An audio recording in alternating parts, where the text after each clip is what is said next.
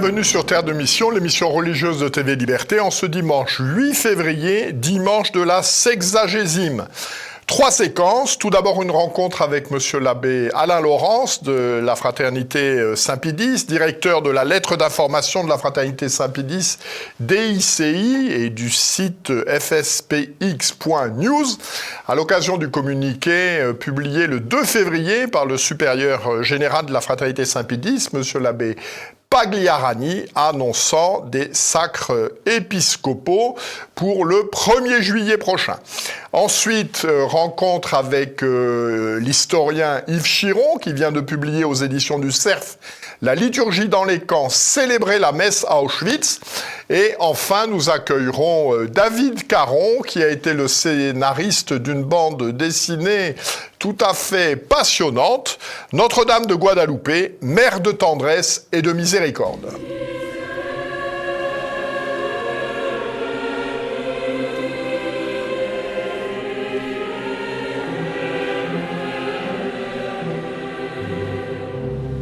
Bonjour Monsieur l'abbé. Bonjour Jean-Pierre Legendre. Donc nous avions prévu de nous rencontrer pour parler des statistiques que vous avez publiées au mois de décembre dernier concernant la Fraternité sacerdotale Saint-Pédis. Puis nous avons été rattrapés par l'actualité en ce lundi 2 février. Donc on va quand même un petit peu traiter notre sujet.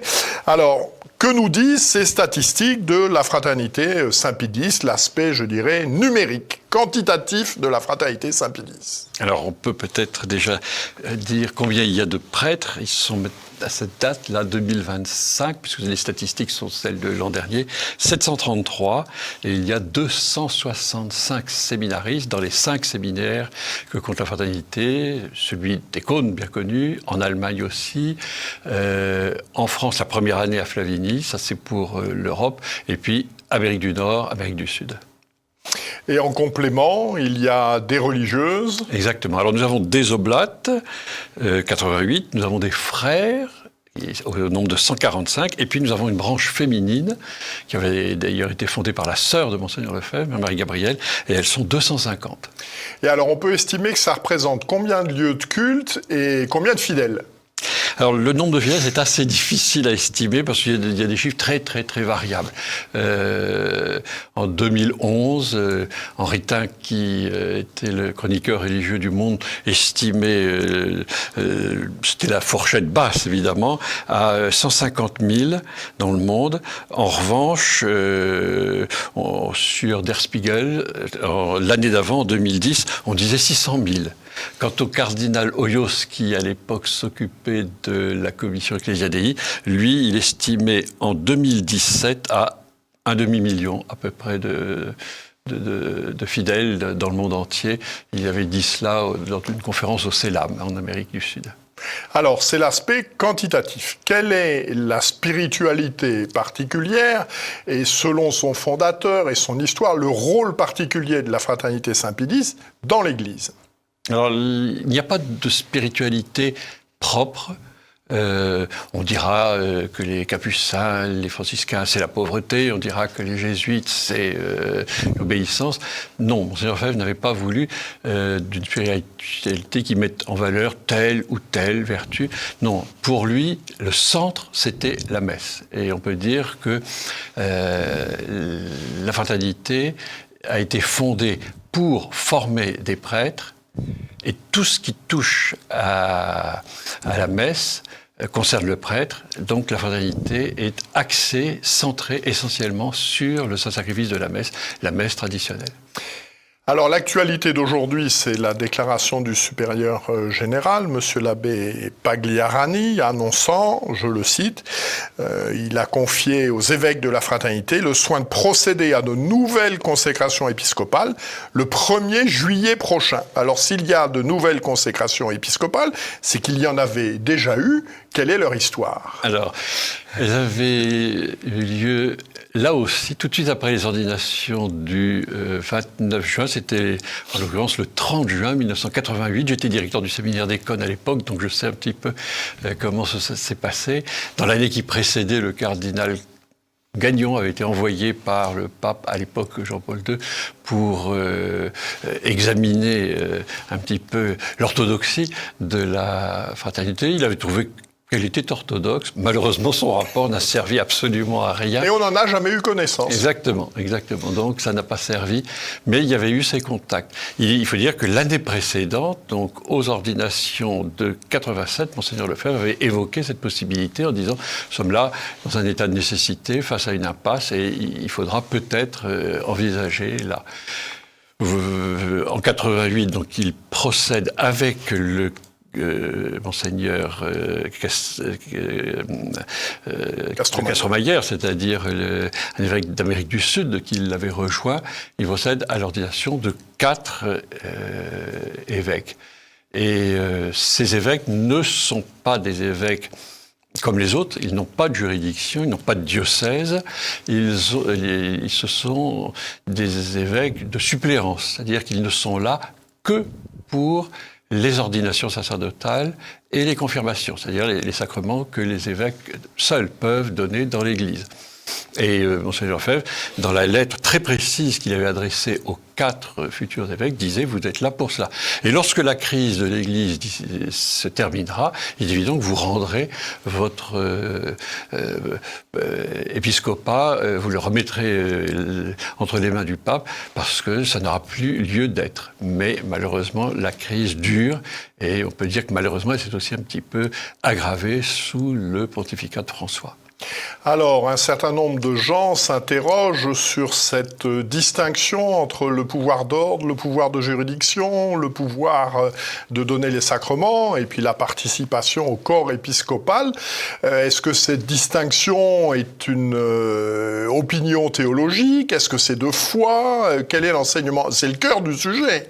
Il faut se dire que nous ne sommes pas dans une situation normale. Le principe qui a guidé toujours Monseigneur Lefebvre, et c'est le principe d'ailleurs du droit canon, c'est que le droit est fait pour le salut. La suprême loi du droit canon, c'est le salut des âmes.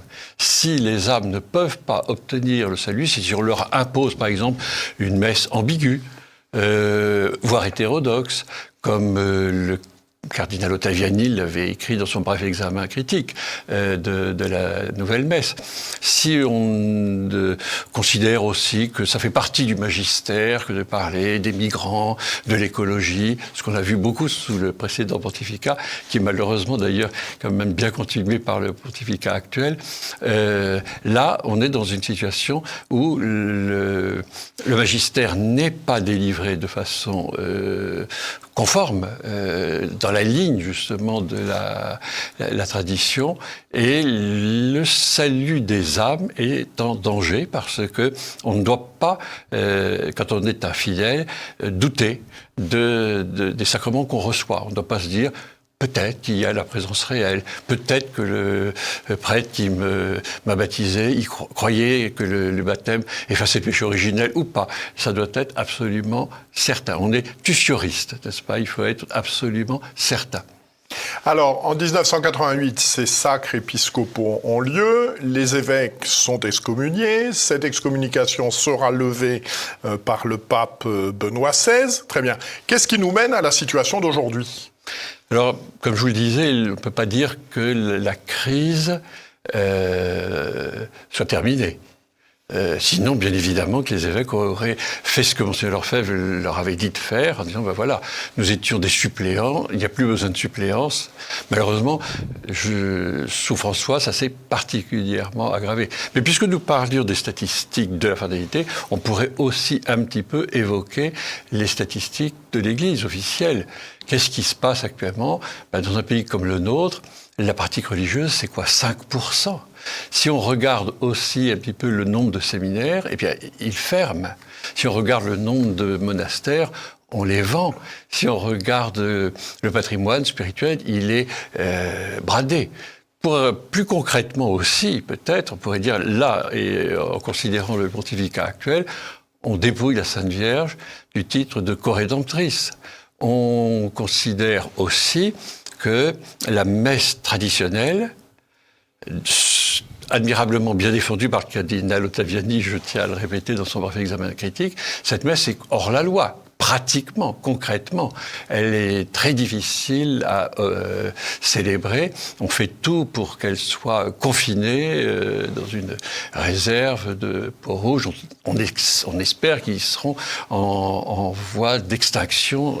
Ce que les chiffres alors démentent, parce que si l'on regarde les pèlerinages, on voit quantité de jeunes qui viennent pour cette messe qu'ils ne connaissaient pas. On ne peut pas dire que c'était des nostalgiques, ce ne sont pas des gens qui ont vécu sous Pie XII et qui se disent c'était mieux avant, on aimait le bon vieux temps. Non, ce sont des gens qui disent on est dans un désert spirituel et cette messe-là, nous en avons besoin.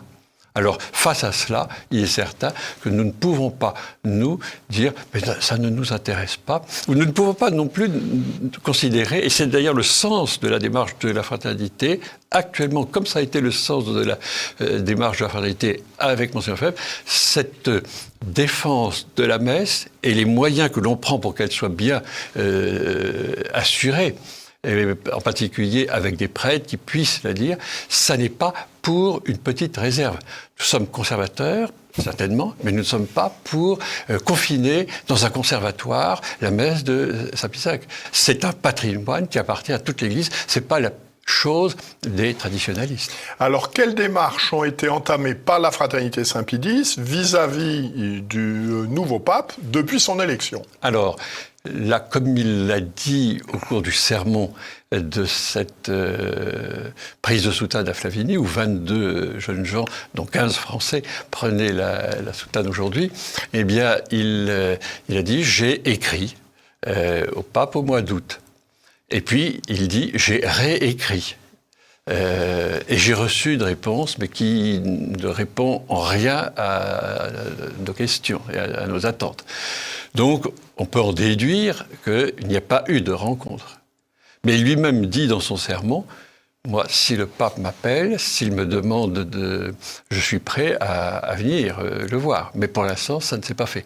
Il faut reconnaître que le pape actuel, et j'en veux pour preuve le grand entretien qu'il a eu avec cette vaticaniste Élise Anne Allen, qui est paru en traduction française à l'automne chez Artege, dit si on célèbre bien la messe de Paul VI, il n'y a pas de grande différence avec la messe de Saint-Pie-Sac. Il dit ces deux expériences peuvent s'équivaloir. Je pense qu'il ne connaît pas la situation de fond. De fait, ça n'est pas une question simplement de dentelle ou d'encens. C'est une question d'expérience sensible. C'est une question de théologie. Comme dit, et je reviens sur Ottaviani, c'est est-ce que c'est le sacrifice de la messe, renouvelé de façon non sanglante sur les autels, tel que l'a défini de façon remarquable le Concile de Trente, et est-ce qu'on peut toucher à ça? Non, on ne peut pas y toucher. Alors on peut penser que le pape a rencontré le cardinal Burke d'une part, le supérieur de la fraternité Saint-Pierre d'autre part, le supérieur de l'Institut du Bon Pasteur d'autre part, et que tous lui ont expliqué que c'était pas une question de dentelle et de latin. On peut, on peut supposer maintenant une chose. Je sais quand même qu'une tentation est, vous le savez comme moi, dans certaines communautés ecclésiastes, est de simplement demander justement un statut particulier. Nous ne pensons pas que la messe puisse avoir un statut particulier. Elle doit avoir un statut universel. C'est le trésor de l'Église catholique, c'est-à-dire universel. Et dans son sermon, l'abbé Pagliarani disait ce matin, nous ne faisons pas cela pour la fraternité. Nous faisons cela pour l'Église, pour les âmes, et même, aussi paradoxal que ça puisse paraître, pour le pape lui-même, parce qu'il doit défendre cette messe. Eh bien, merci beaucoup de ces explications, et en tout cas, je pense que pour tous nos téléspectateurs et pour nous-mêmes, c'est une intention de prière aux intentions de l'Église. Sans aucun doute. Merci beaucoup. Merci, monsieur l'abbé.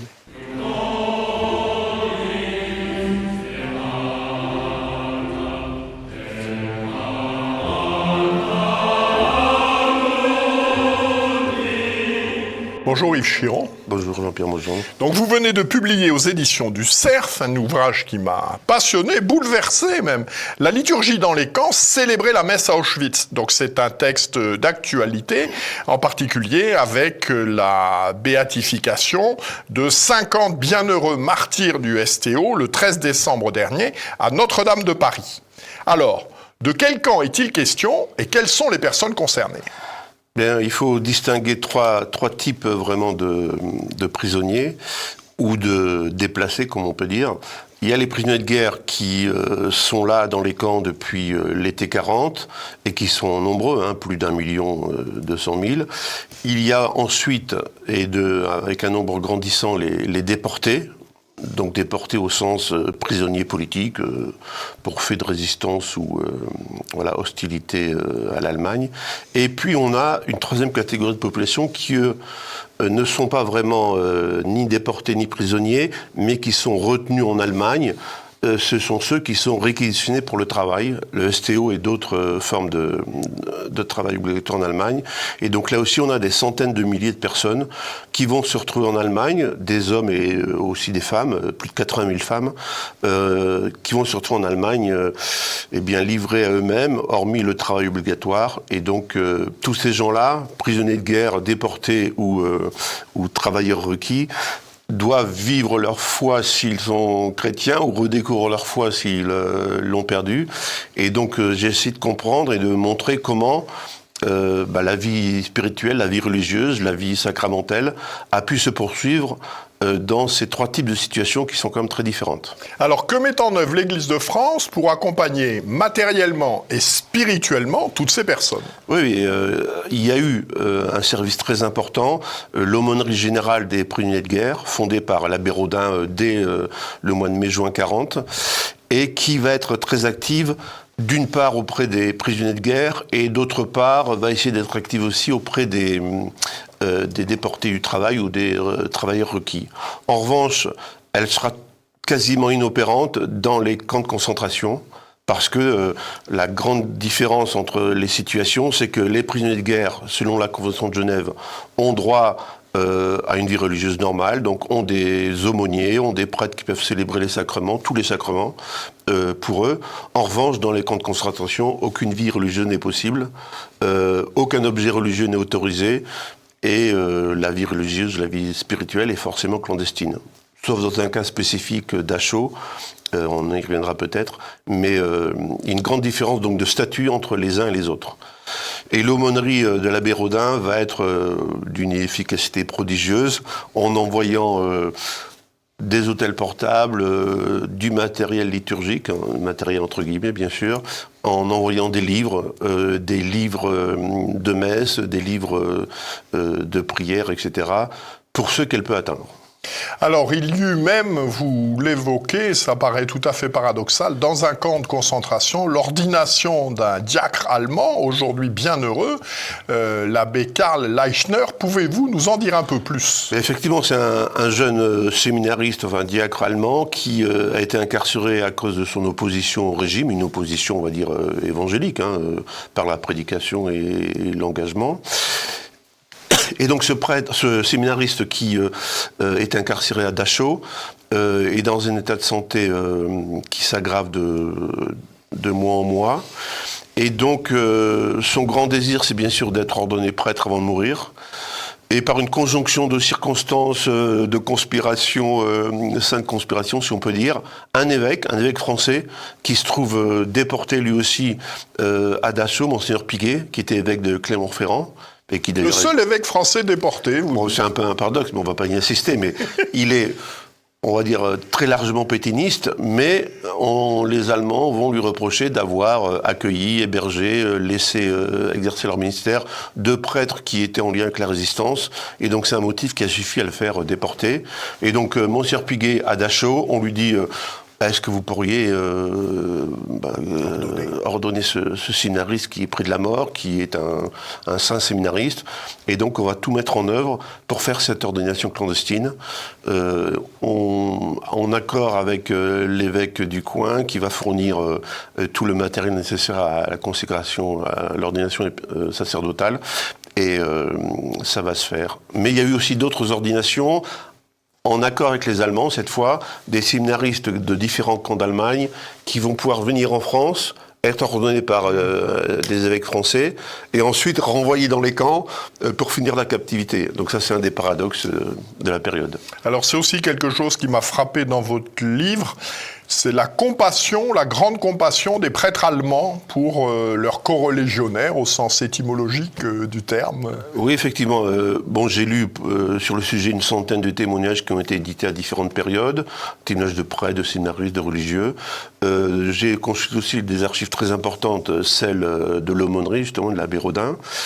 Et en aucun cas, je n'ai vu de prêtre allemand qui soit hostile, on va dire, aux prêtres français ou même aux soldats français. Dans toute la mesure du possible, selon les circonstances, ils sont venus en aide de différentes manières, par exemple en fournissant des hosties pour la célébration de la messe, en fournissant du matériel liturgique, des livres de prière, des bréviaires, et ceci au risque de leur vie, bien sûr. Donc on a eu vraiment une solidarité, une communion entre prêtres allemands et prêtres français. Alors quelles sont les conséquences pour l'Église de France de cette mise entre parenthèses hiérarchique pendant 6 années de globalement 6000 personnes, des prêtres, des séminaristes, des jeunes religieux qui n'ont pas d'autorité pendant 6 ans? Voilà, effectivement, c'est le cas. Vous avez les prisonniers de guerre qui sont à peu près 3000 prêtres et 3000 religieux et séminaristes. Vous avez les déportés qui sont plusieurs centaines. Vous avez même des religieuses parmi les déportés. Et toute cette population, dans des proportions différentes, parce que dans les camps de concentration, il n'y a vraiment aucun lien entre les prêtres et avec des autorités. Mais toute cette population cléricale ou religieuse, eh bien, s'adapte aux circonstances et donc doit parfois prendre des initiatives qui bouleversent les règles disciplinaires, les règles sacramentelles en usage dans l'Église. Bon, par exemple, je prends un point précis qui est celui de la confession. Même dans les camps de prisonniers de guerre où la confession, où les autres sacrements sont autorisés, mais où la confession n'est permise que de façon collective, avec une absolution collective, on a 2 situations qui se présentent. Soit les prêtres pratiquent l'absolution collective, après une cérémonie, voilà. Et donc ça, d'autres s'en souviendront après-guerre et se diront, si on l'a fait dans les camps, pourquoi on ne peut pas le faire dans nos paroisses? Parce qu'il y a, sur le plan pastoral, ça a différence d'avantages selon eux. Et puis on a aussi des conséquences pratiques. Dans certains camps, on n'a pas d'hôtel. On n'a pas de chapelle, on n'a pas d'hôtel. Donc on improvise des hôtels. La messe va être célébrée face au peuple dans la plupart des cas et non pas tournée vers Dieu. Et donc on a sur X points qu'on pourrait détailler des libertés qui sont prises par nécessité ou parce qu'on croit bien faire. Sur le jeûne eucharistique aussi. Sur le jeûne eucharistique qui est considérablement réduit ou même supprimé. Et donc après-guerre, tous ces milliers de prêtres, de séminaristes, de religieux qui rentrent en France sont marqués bien sûr par cette expérience qui a été à la fois dramatique et extraordinaire pour eux. Et pour certains, ils vont se dire que ce qui a été permis possible, les évolutions possibles dans les camps, pourquoi dans les paroisses? Pour faire revenir les paroissiens ou les ex-paroissiens à la pratique, ne pas aussi engager ce genre de réforme. Alors, quelle leçon pour aujourd'hui de ces témoignages? C'est difficile à dire. D'une part, ne pas croire que la réforme liturgique ou la révolution liturgique, si on veut ce mot, a commencé avec Vatican II, bien sûr. Bien sûr. Elle a commencé même avant la Seconde Guerre mondiale. Et la guerre a accéléré le processus et a accéléré, on va dire, la réflexion avec notamment la création du centre de pastoral liturgique, qui a eu un rôle considérable en France et qui naît justement à la fin de la guerre et qui va être alimenté dans ses réflexions, dans ses décisions, enfin dans ses vœux plutôt, par l'expérience des prêtres, des séminaristes, des religieux qui ont été incarcérés en Allemagne. Merci beaucoup, cher ami, de ces précisions. Donc, je renvoie nos téléspectateurs. C'est vraiment très édifiant. Il y a vraiment de très bonnes personnes. Donc, la liturgie dans les camps, célébrer la messe à Auschwitz, d'Yves Chiron aux éditions du Cerf. Merci beaucoup. Merci à vous.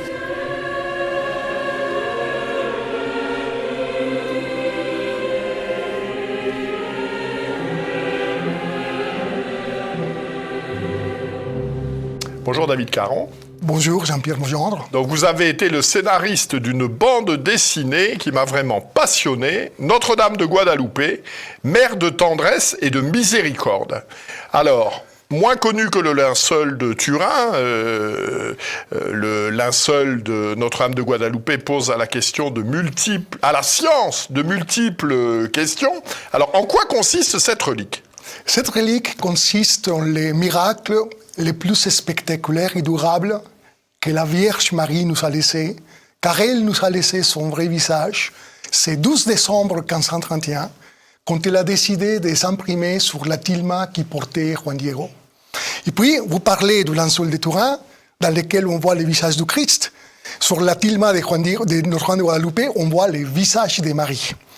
Quand nous regardons l'image de Notre-Dame de Guadalupe, qu'est-ce que nous voyons ? Nous voyons une jeune femme qui descend du ciel, entourée de nuages, la tête inclinée, parce qu'elle nous présente quelqu'un qui pleure en elle. Elle nous présente Jésus-Christ dont elle est enceinte. Et c'est une image christocentrique. Elle regarde tout et chacun avec tendresse et amour. Cette image atemporelle, donc dont l'usure des temps ne détériore pas, nous guide vers une nouvelle évangélisation, celle de l'intelligence, pour transcendre les domaines de la raison et rejoindre les domaines de la foi. Alors effectivement, c'est toute l'originalité de ce scénario. C'est un jeune agnostique ou athée qui, pour faire plaisir à sa femme, accepte d'étudier le sujet. Et donc, il pose plein de questions scientifiques auxquelles vous vous attachez à répondre. Alors, quelles sont les circonstances ? Vous avez parlé de Juan Diego. Pouvez-vous nous en dire un petit peu plus ? Oui. Donc, souvenons-nous que Tenochtitlan, l'Empire aztèque, va tomber 10 années plus tôt, en 1521. Et donc, les sacrifices ont été arrêtés, interdits par les Espagnols, et les Indiens se posent des questions. Donc, cet univers va se détruire. Puis, en 1531, ils vont avoir un tremblement de terre, une éclipse de soleil, et une comète qui va déferler le ciel du Mexique. Et donc, Dieu, notre Père, va envoyer sa mère au Mexique, au XVIe siècle, pour rencontrer l'un de leurs, Juan Diego, qui avait 57 ans, qui était récemment baptisé et qui se rendait à Tenochtitlan pour suivre ses cours de catéchisme. Et à ce moment-là, lorsqu'il passe par le Tepeyac, il va voir une dame d'une lumière éclatante qui va se présenter à lui d'une manière extraordinaire. Je suis Santa Maria, la mère de Dieu, du Créateur du ciel et de la terre. Ta mère est celle de toutes les hommes de cette terre qui m'aiment, me parlent, me cherchent et se confient à moi. Va à Mexico, au palais de l'évêque, et demande-lui de me bâtir ici une maison de Dieu dans la plaine pour que je puisse donner mon fils à toute l'humanité. Bien évidemment, l'évêque restera sceptique, mais avec la persévérance de l'Indien qui va venir les voir à plusieurs reprises, il va lui demander un signe. Et lors de la 4e apparition, Notre-Dame de Guadalupe va demander à Juan Diego, souvenons-nous qu'on est au mois de décembre, à 2400 mètres d'altitude, va lui demander de monter sur les sommets de la colline pour aller cueillir des fleurs qui ne sont pas d'ici, des fleurs de Castille que l'évêque reconnaîtra. Et lorsqu'il va venir rencontrer l'évêque une nouvelle fois pour lui donner les fleurs, à ce moment-là, c'est l'image de Notre-Dame de Guadalupe qui va s'imprimer miraculeusement sur la tilma qui portait l'Indien. Bien évidemment, l'évêque va tomber à genoux, va pleurer, va demander pardon. Il va construire ces petites églises dans la plaine très rapidement. Et cet sanctuaire marial grandira et grandira et grandira pour devenir aujourd'hui le sanctuaire marial le plus visité au monde, car plus de 20 millions de pèlerins s'y rendent chaque année. Alors, en quoi cet événement constitue-t-il un tournant majeur dans la vie des populations indiennes du Mexique ? L'image de Notre-Dame de Guadalupe est un codex, est un message pictographique que les Indiens ont su lire et décrire. Lorsque nous la voyons, nous voyons qu'elle porte un ruban noir à la ceinture. C'est un signe de grossesse. Lorsque nous regardons plus bas, il y a une toute petite fleur à 4 pétales. C'est la fleur la plus importante de toutes, la fleur de la divinité solaire. Elle est enceinte de l'unique et vrai Dieu. Puis, il y a des grandes fleurs qui prennent leurs racines dans les manteaux. Fleurs, c'est le symbole de la vérité. Les ciels, donc les fleurs enracinées dans la vérité divine. Lorsqu'ils vont mettre les messages de bout à bout, qu'est-ce qu'ils vont comprendre ? Je suis Santa Maria, la mère de Dieu, et je voudrais bâtir ici une nouvelle civilisation. enracinés dans la vérité divine.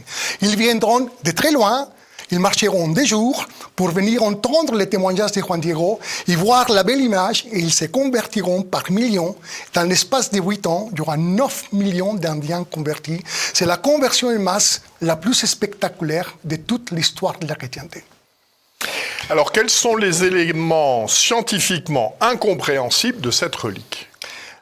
Grâce au progrès de la science, beaucoup de scientifiques se sont penchés sur Notre-Dame de Guadalupe. Ils l'ont étudiée sur différents angles, mathématiques, musique, ophtalmologie, médecine, etc., etc. Le premier élément qui sort aux yeux, c'est la incroyable cette tilma qui ne s'est pas détériorée pendant quasiment 5 siècles, alors qu'elle a été tissée avec une fibre végétale qui a une durée moyenne de vie de 20 ans. Puis, ces couleurs qui restent d'une fraîcheur et d'un éclat, comme si les phénomènes venaient d'être réalisés. Ces couleurs ont été étudiées par plusieurs scientifiques qui voulaient savoir quelle était l'origine des pigments. Donc, on ne connaît pas l'origine des pigments. Puis, l'image a été étudiée sur plusieurs méthodes. On ne voit pas de traces de pinceau. Il n'y a pas de traces de pinceau. Sur les yeux de Notre-Dame, on va trouver des reflets des personnages qui se trouvaient au bureau de l'évêque au moment où Juan Diego est venu donner les fleurs. Cette étude a été réalisée pour plus de 10 ophtalmologues, dont tous, à l'unanimité, arrivent à la même conclusion.